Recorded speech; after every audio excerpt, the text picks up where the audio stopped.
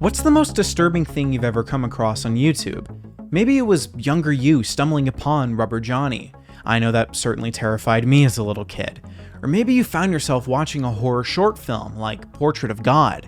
True horror, though, transcends the boundaries of fictional scares and often lies within the people that you may shake hands with on a day-to-day basis. In today's video, we're going to delve into the disturbing world of terminated YouTube channels and the people who ran them. Y'all, I just wanted to let you know that this video that we've got in store today is, it's a pretty wild one, I'll be honest, so please take it with some caution. There's going to be a lot of disturbing themes mentioned, so I guess just heed my warning. Heed my warning. Like a medieval peasant or something like that. Like heed my warning, traveler.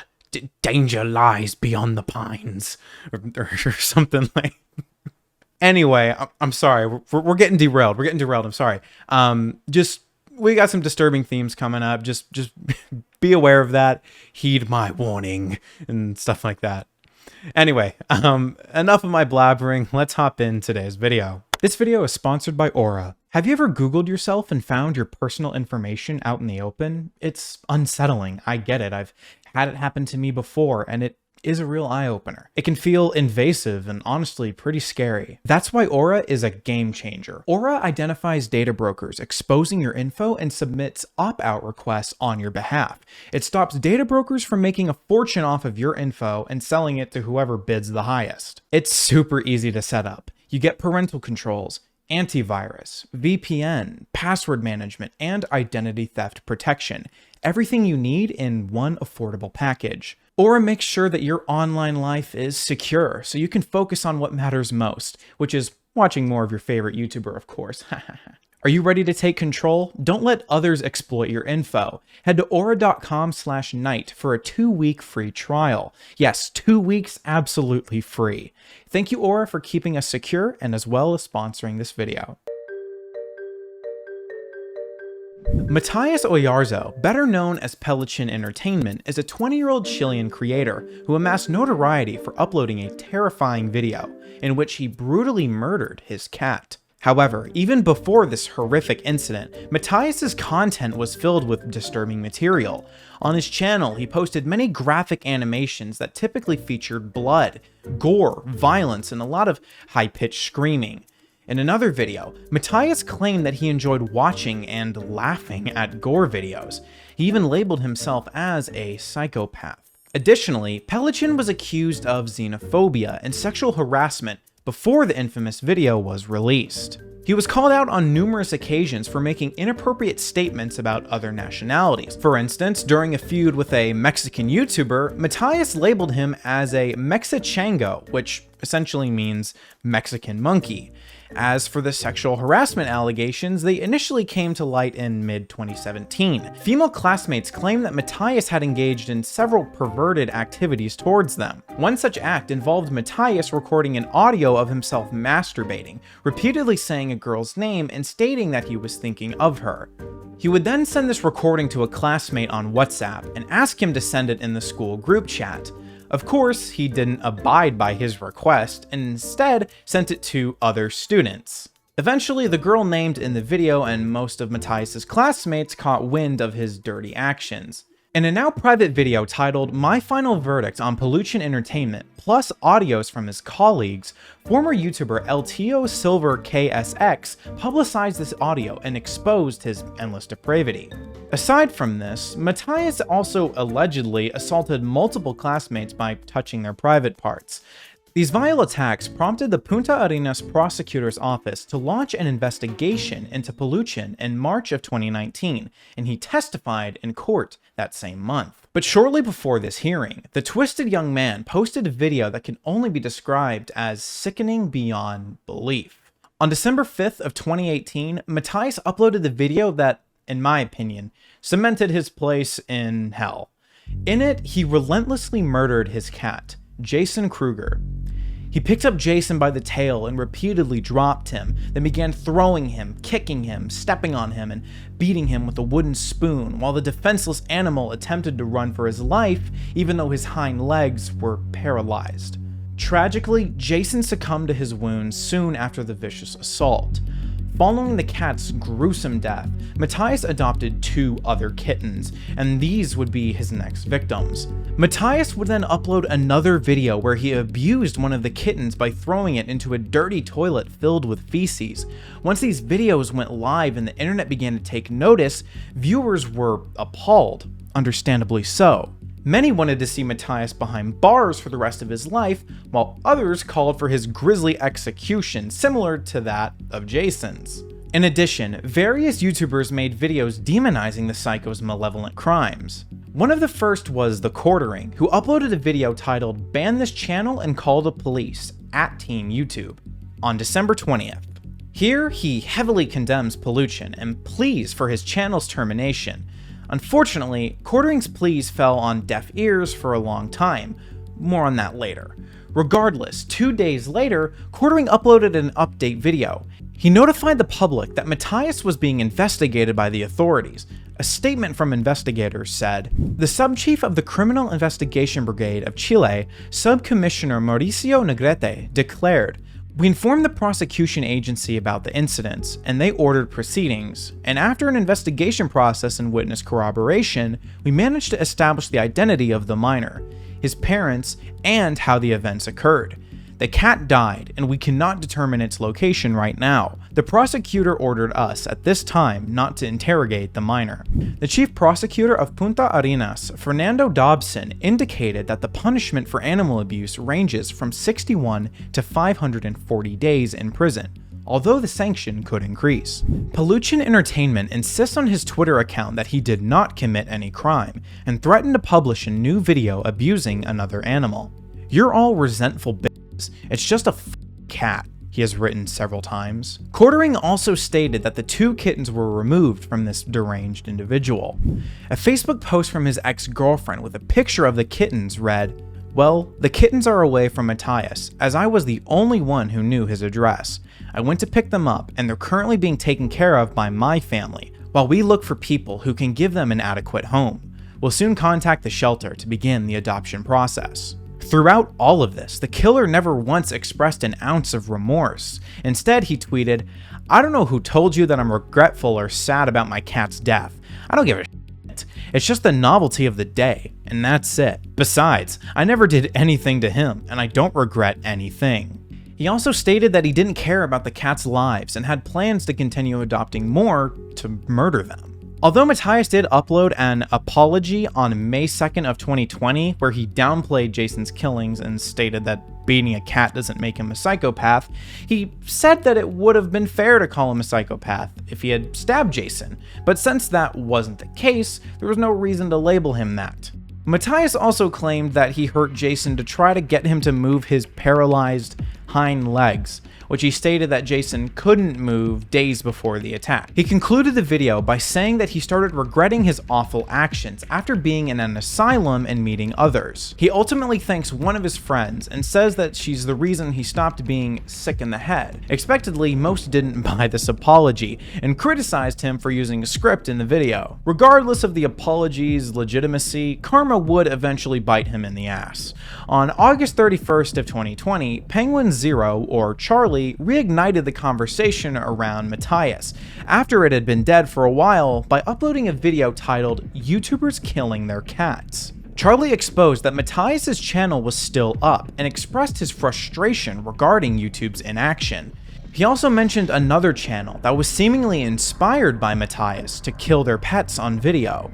Little did Charlie know that this video would be the beginning of the end for Matthias. Weeks later, on September 29th, the internet received phenomenal news. After years of calls for action, YouTube finally banned Matthias and many other animal abusers from the platform. Yet, oddly enough, all but 3 of his channels were deleted, one of which was active only 2 months ago. So it seems like this guy has gotten away relatively unscathed. What are your thoughts on this? Should YouTube go ahead and remove that channel as well? I mean, if they've already gotten all 3, might as well get another, but that's just my opinion. Before we go any further, I just wanted to let you know to keep going. You have so much potential, and the world has so many amazing things to seize and to be a part of. I know it may feel like you're being weighed down by your anxieties or life troubles, but I want to let you know that it's always worth it to keep going. You are capable of overcoming anything life throws at you. Just keep on going, and please take care of yourself. Randy Robert Stair, or Andrew Blaze as he liked to call himself, had a YouTube channel named PioneersProductions, where he mainly uploaded comedy sketches. That was until the 24-year-old committed a mass shooting in June of 2017 at his workplace, a Pennsylvania Weiss supermarket, where he took 4 lives, including his own. But to understand what led up to this haunting tragedy, it's essential to cover Stair's troubling history. From a young age, Randy was the black sheep of the Stair family. He was shy and kept to himself most of the time, avoiding others at school to be alone. However, while he was introverted, Randy always found good company in cartoons, especially those on Nickelodeon, and the young boy drew the characters seen in these shows. He also formed a love for video making early on in his life, as he would film short videos using a VHS recorder, which his brother often criticized. Eventually, this resulted in the creation of the PioneersProductions channel on June 9th of 2008, when Randy was 15 years old. While he initially made vlogs and Let's Plays, Stair ultimately settled on skits. These skits stood out because Randy had quite an active imagination, to say the least, as he would create and voice several different characters for the content. Stair even collaborated with Make Me Bad 35 plenty of times and was briefly featured in a Ray William Johnson video. The kid who originally posted this actually vlogs regularly on YouTube, which usually isn't the case for people who post these videos. And good for him, you know? Someone gets hurt in his grandpa's yard and he's like, F it, I'm gonna post this shit on YouTube right next to my blog. At this time, Randy was in high school, and while he had some friends, he never took an interest in dating, unlike most high schoolers. Throughout the years, he had repeatedly mentioned his desire to drop out of high school, and also noted that he always had poor grades. Despite this, he did end up graduating in 2011, and proceeded to go to community college for 3 years before abandoning his mass communications major. When he turned 18, Randy went through a few different jobs until he determined it was best to stay at the Weiss supermarket his father managed. Even though he despised this job with a burning passion, he kept it for the money. At one point, Stair made it very clear that finding work or attending college wasn't at the top of his priorities list. His YouTube endeavors were his main focus at all times, and he was going to obtain fame by any means possible. Unfortunately, Randy would never be blessed with fame, but infamy would come only a few years later. In the years leading up to the massacre, Stair's mental health plummeted beyond repair as a result of multiple unlucky circumstances. It started in 2013 when one of Jeremy's friends, Tom Lynch, died in a car crash. Shortly after Tom's tragic passing, Randy also lost a friend. Matthew Murray passed away in a car accident, and both of these deaths had a tremendous impact on Randy. He couldn't stomach that 2 young people under the age of 21 had lost their lives. Sadly, the string of passings continued as his grandmother died soon after both crashes. Things seemingly couldn't get any worse for Stair, but they sure did. Randy and Jeremy themselves experienced a collision, which they got away from unharmed. At this point, after going through hell, Randy fell into a state of deep depression and began to isolate himself from others. From here on out, he regularly discussed the afterlife and death in his videos. Randy also talked about how uncertain he felt about his future, as he didn't know what he wanted to do with his life once he had finished his major. Randy became super fixated with existentialism and feared aging. His parents weren't helping his mental state either, as they were pushing him to accomplish certain things while he only really wanted to succeed on YouTube. But eventually he came to the harsh realization that he wasn't going to make it on the platform. His father, Robert, was especially demanding, and he had a rocky relationship with Randy, to put it lightly. From when he was in high school, Robert was critical of Randy's small amount of friends, disinterest in extracurricular activities, and hesitance to take up a full-time position at the supermarket for more income. However, Robert was unaware that his son was battling with a lot of severe inner demons. Randy didn't abide by any of Robert's demands because he was dead set on ending his life sooner rather than later.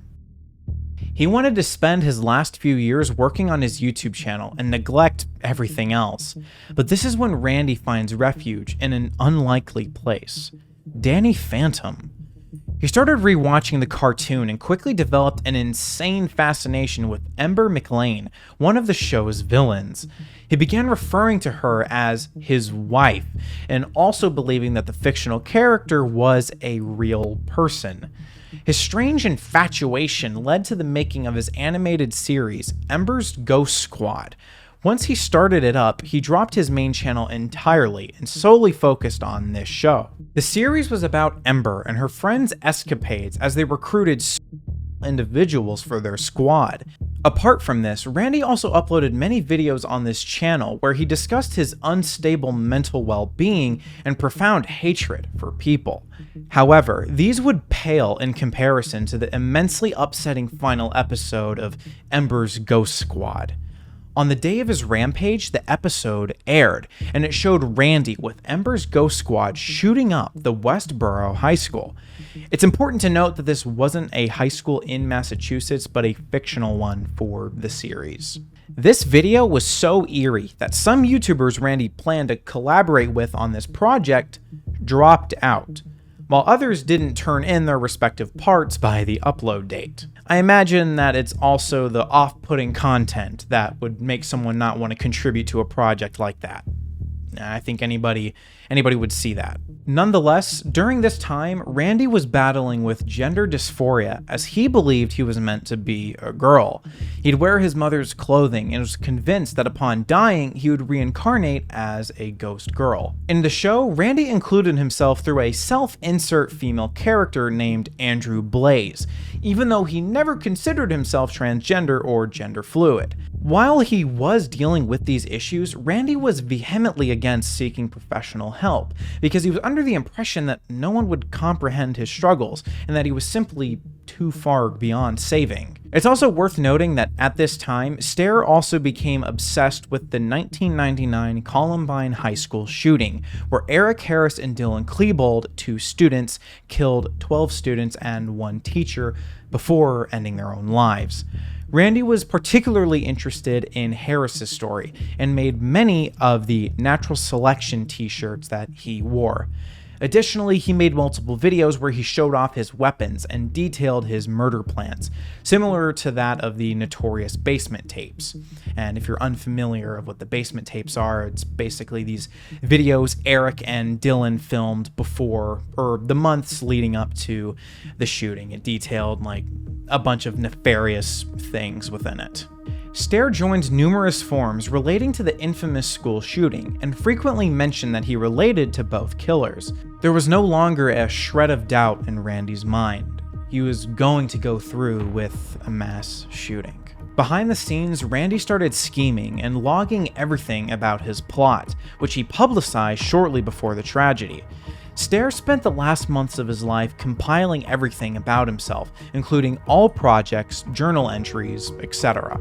In videos and audio logs, Randy spoke about his plans to die at a young age, his father's non-stop judgment, gender dysphoria, fear of aging, homophobia, racism, love for Ember, mental immaturity, and refusal of professional aid. But eventually, he had decided his fate and did so with a coin toss. In a chilling video, Randy noted that if the coin landed on heads 3 times, the only death would be in his own home. However, if it landed on tails each time, he would go on a killing spree at the Eaton Township Weiss grocery store where he worked. Tragically, after 5 tosses, there were 3 tails, which meant innocents were going to lose their lives. His last uploads before the horrendous attack featured his guns, discussions of his plans, and how he absolutely hated the world. Randy also alluded to the bloodbath in various tweets, such as, "If you think your body is ready for June 7th, then you're gravely mistaken." Perhaps most terrifying of all, the day before the slaughter, Randy filmed a video where he walked around the supermarket and noted the store's aisles and exits. Along with this, he sent emails to his close friends where he revealed the sinister intentions and wrote about his regrets. Now that Randy had settled his affairs, it was time to put his evil plan into place. On June 7th of 2017, Randy arrived at Weis Supermarket to commence his night shift at 11 p.m. During his work period, he blocked the exits and posted numerous tweets relating to the killings and his suicide. Randy also locked the store's automatic doors. Once Randy did this, he went to his car and grabbed his 2 Mossberg 500 shotguns. He returned to the store at 1 a.m. to wreak havoc. In around 4 minutes, Randy took the lives of 3 of his coworkers, 25-year-old Victoria Brong, 47-year-old Brian Hayes, and 63-year-old Terry Lee Sterling. However, there was one coworker left, Kristen Newell.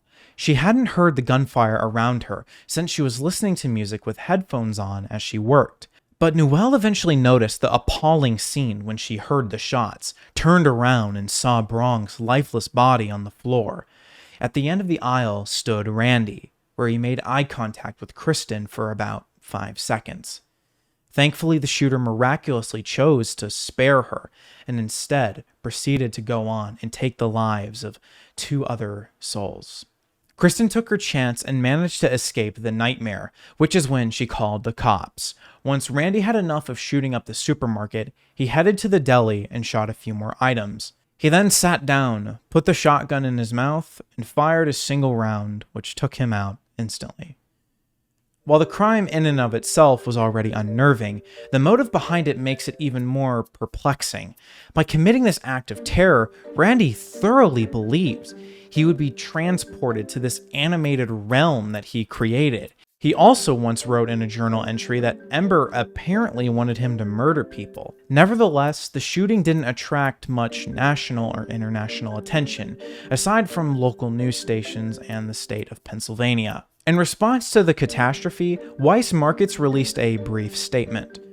"We are deeply saddened by the events of this morning. The safety of our associates, our customers, and the surrounding community is our top priority." They decided to close the store, overhaul the interior, and reopen it a month later on July 13th.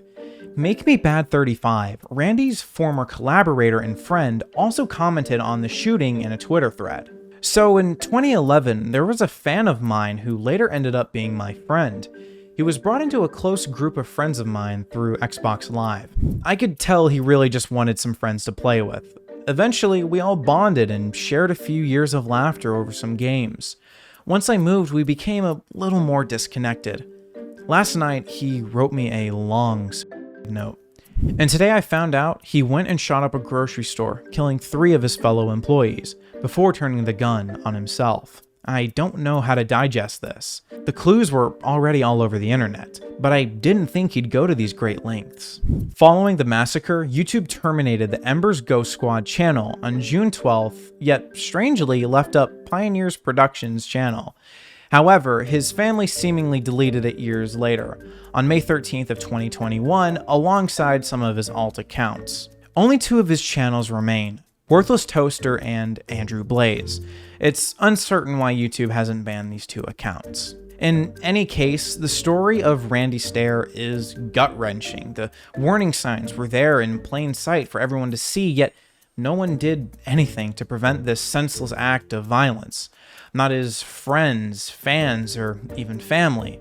Had Randy gotten the urgent help he required, it's possible he could have overcome his struggles and accomplished his dream of being a full-time YouTuber. Things definitely could have panned out a little bit better for Randy, but I guess he's just going to be known as the Danny Phantom Shooter for the end of time. I do hope that the victims of this tragedy may rest in peace, and the people that were affected by his atrocity find the strength within themselves to keep going. I couldn't imagine losing a family member to something so unnecessary, something that could have been avoided, something that didn't need to happen.